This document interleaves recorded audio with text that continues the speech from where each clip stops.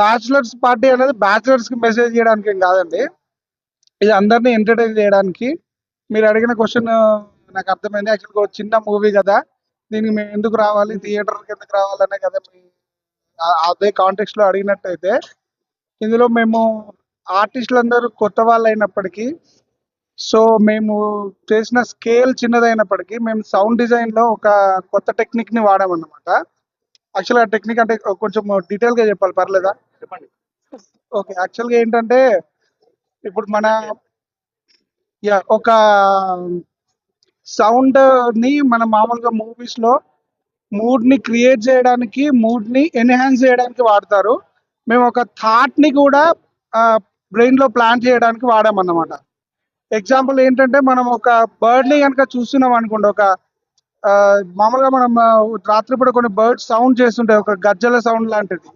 అదే పక్షి కనుక మన ఎదురుగా ఉండేది ఉంటే, అది పక్షి నోట్లో నుంచి వచ్చే సౌండ్ అని కనుక మనం తెలుసు అనుకోండి, ఏ రకమైన ఆలోచనలు రావు మన మైండ్ లో. బట్ అదే పక్షి కనుక మనకు కనబడకుండా కనుక ఒక సౌండ్ వచ్చిందంటే, అది పక్షిది అని మనకు తెలిసినప్పటికీ ఏవో ఏవో రకమైన అనుమానాలు క్రియేట్ చేస్తూ ఉంటుంది. అంటే అక్కడ సౌండ్ ఏం చేసిందంటే ఒక సైకలాజికల్ ఇంపాక్ట్ క్రియేట్ చేసింది. సో ఈ మూవీలో మేము అంటే సౌండ్ ని కొత్తగా యూజ్ చేశామంటే ఏదో హాలీవుడ్ టెక్నిక్స్ అవి కాదండి, అది ఒక సైకలాజికల్ టెక్నిక్. ఈ కొత్త సౌండ్ టెక్నిక్ ని మేము దీంట్లో ఇంప్లిమెంట్ చేసామన్నమాట. సో ఈ మూవీని థియేటర్కే ఎందుకు వచ్చి చేయాలంటే, దానికి అంబియన్స్ అనేది ఇంపార్టెంట్. ఇప్పుడు మేము యూజ్ చేసిన టెక్నిక్ ని కనుక ఎక్స్పీరియన్స్ చేయాలంటే అంబియన్స్ అనేది మ్యాండేటరీ అన్నమాట. సో మీరు చిన్న మూవీ అని చెప్పేసి స్కిప్ చేసిన తర్వాత దీన్ని మీరు చిన్న ప్లాట్ఫామ్ అంటే జనరల్ గా మనం ఓటీటీకి వచ్చిన తర్వాత వచ్చిన మొబైల్లోనో లేదా మోస్ట్లీ అందరి ఇళ్లలో ఉండే 2D 2.1 దాంట్లో చూస్తారన్నమాట. సో ఇది ఏదైతే టెక్నిక్ యూజ్ చేసామో అది మీరు ఎక్స్పీరియన్స్ చేయలేకపోవచ్చు. అప్పుడు మీకు జస్ట్ వన్ టైం వాచ్ ఆ ఫీల్ వస్తుంది అన్నమాట. సో మేము రిక్వెస్ట్ చేసేది ఏంటంటే, మాది చిన్న సినిమా అని లేకపోతే మా దాంట్లో పెద్ద ఆర్టిస్టులు లేరని అలా ఆలోచించకుండా, మేము కష్టపడి ఏదైతే ఒక మెథడ్ ని ఫాలో అయ్యామో, దాని గురించి రీసెర్చ్ చేసామో, దాన్ని ఆ ఫామ్ లోకి తీసుకొచ్చి మేము ఏదైతే ఆడియన్స్ కి ఒక ఎక్స్పీరియన్స్ ని ఇద్దాం అనుకుంటున్నామో, దయచేసి దానికోసం ఒకసారి మీరు వెళ్ళి చూస్తే కనుక మీకు అర్థమవుతుంది ఆ ఫీల్ ఏందని. ఈ సౌండ్ తో మూడ్ ని ఎన్హాన్స్ చేయడమే కాదు, అసలు ఆడియన్స్ ని దగ్గరికి వెళ్ళి వాడి మైండ్ సెట్ ని ఒక ఆలోచన క్రియేట్ చేస్తే కథ వేరేలా కనపడుతుంది అన్నమాట. ఆ టెక్నిక్ ని మేము యూజ్ చేసామండి. అది అందుకు మీరు థియేటర్ కి రావచ్చు. హీరోయిన్ ఉందండి.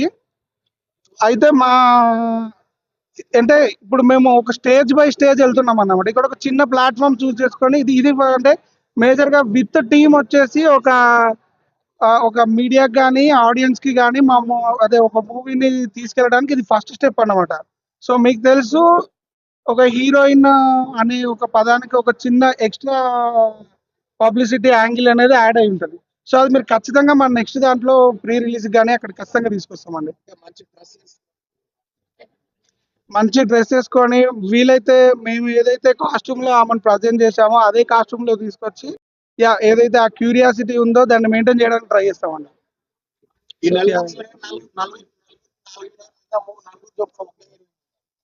ఇది ఏంటంటే మా దాంట్లో హీరోయిన్ ఎలా ఉంటదంటే, తను వచ్చిన ఒక క్యారెక్టర్ అయినా ఆ అన్ని క్యారెక్టర్లకి ఆమెకు ఒక రకమైన సైకలాజికల్ లింక్ ఉంటుంది అన్నమాట. ఇది completely thriller. So heroine point of view అనేది ఒక సెపరేట్ క్యారెక్టర్ అన్నట్టు. ఆమె ఒక క్యారెక్టర్ ఇందులో. ఇది రామ్ కామ్ లాగా ఒక అబ్బాయికి ఆ జానర్ కాదు మనది, అందుకే అలా ఉంటది అన్నమాట. మీకు thumbnail లో ఉంటుందండి. 550కి వచ్చే మన ఇప్పుడు రిలీజ్ అవుతుంది కదా టీజర్, దాని thumbnail లో ఉంటుంది. రొమాన్స్ అంటే ఇది మనము సైకలాజికల్ థ్రిల్లర్ లాగా తీసుకున్నాము. సో ఈ జానర్ మనం ఒక టైప్ ఆఫ్ ఎంటర్టైన్మెంట్ ని టార్గెట్ చేసి ఇస్తున్నాం అన్నమాట. అందులో రొమాన్స్ కానీ కామెడీ కానీ చేస్తే మనం ఒరిజినల్ గా చెప్పాలనుకున్న ఎమోషన్ అనేది డైల్యూట్ అయిపోతుంది. సో ఈ కథకి రొమాన్స్ రాలేదు, మేము అలా ముందు నుంచి డిజైన్ చేయలేదు రొమాన్స్ అనేది.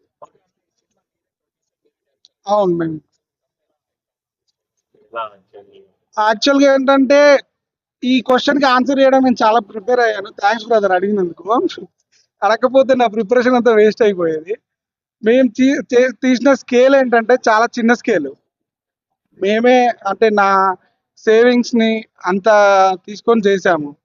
మా దాంట్లో ఎవరైతే ఆర్టిస్టులు ఉన్నారో మాకక్కడ ఫుడ్డు అయన్నీ చేసేది మేమే కుక్ చేసుకున్నామన్నమాట. లొకేషన్‌లో అంటే దేవుడు మాకెంత సపోర్ట్ చేశాడంటే, మా దగ్గర మేబీ ఆర్ట్ డైరెక్షన్ చేయడానికి డబ్బులు లేవని తెలుసో ఏమో, మేము చూజ్ చేసుకున్న లొకేషన్‌లో డస్టు ప్లస్ బూజు ఇలాంటివి కూడా న్యాచురల్‌గా ఉన్నాయన్నమాట. మేము డిజైన్ చేసిందేమి గాదు. సో, మాకా మాకొచ్చిన ఆర్టిస్టులయినా గూడా వాళ్ళు వర్క్ చేయడము అనేది పక్కన పెట్టేసి, సినిమాకి ఏ అవసరం పడ్డా గూడా వాళ్ళే చూసుకున్నారన్నమాట.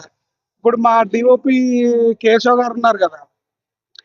ఆయన న్యాచురల్‌గా కెమెరా హ్యాండిల్ చేయడంతో పాటు, కెమెరాకి సంబంధించిన అసిస్టెంట్ వర్క్ అయన్నీ గూడా చాలా ఒక 9 అవర్స్ మా షూట్ డేస్ 30 డేస్ చాలా టైట్ డ్యూరేషన్ అది.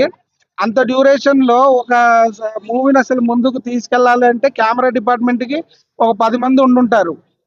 సో, ఆ 10 మంది వర్క్‌ని ఒక్కడే తీసుకొని చేశాడన్నమాట. సో, మేము ఏదైతే లిమిటెడ్ బడ్జెట్ అనుకున్నామో దాన్ని సపోర్ట్ చేయడానికి మాకు అన్ని డిపార్ట్మెంట్స్ వాళ్ళ ఉంది కాబట్టి మీకు ఆ బడ్జెట్ అనేది మేమే బేర్ చేయగలిగాము.